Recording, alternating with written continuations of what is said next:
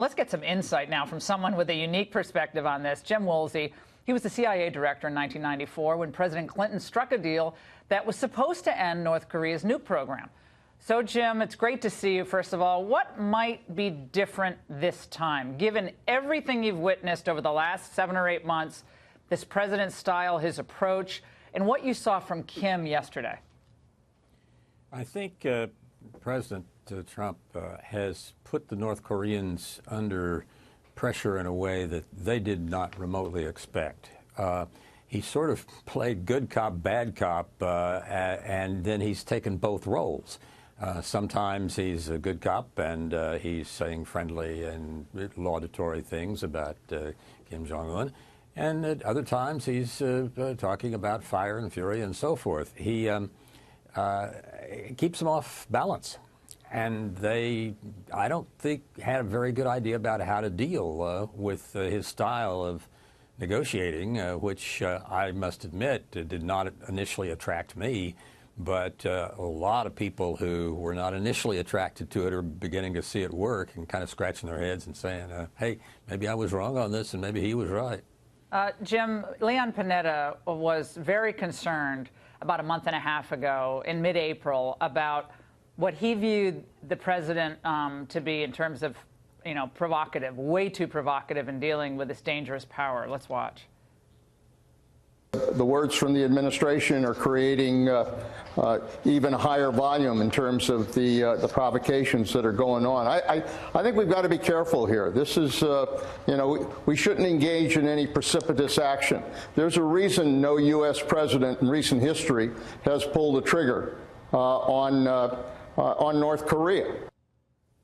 That was in April of 2017, just to be clear, but it is a year after plus a month or so, month and a half.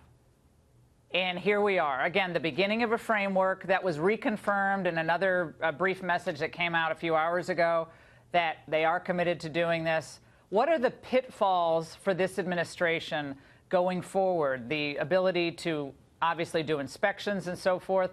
How do we verify? Verification is tough on undertakings like this. We could probably do it if we have the right kind of cooperation from Kim Jong-un and his people, because they have sideswiped the effort to undertake serious inspections before the North Koreans have. The Iranians were extraordinarily duplicitous in steering everybody away from anything that was interesting to look at under their agreement that was signed and happily then taken apart by President Trump. I think the one situation I'm the most concerned about, not because I'm really worried about it, but because it's so important, is China. With a cooperative China, we'll work this out.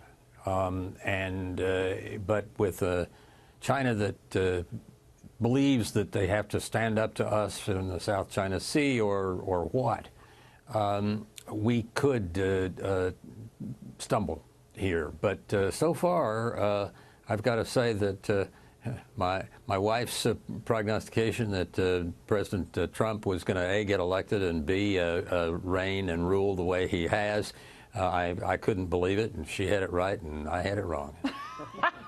Well, that's a man that we like to, all we women love to hear that, Jim. Thank you so much for your thoughts. So important to get them tonight.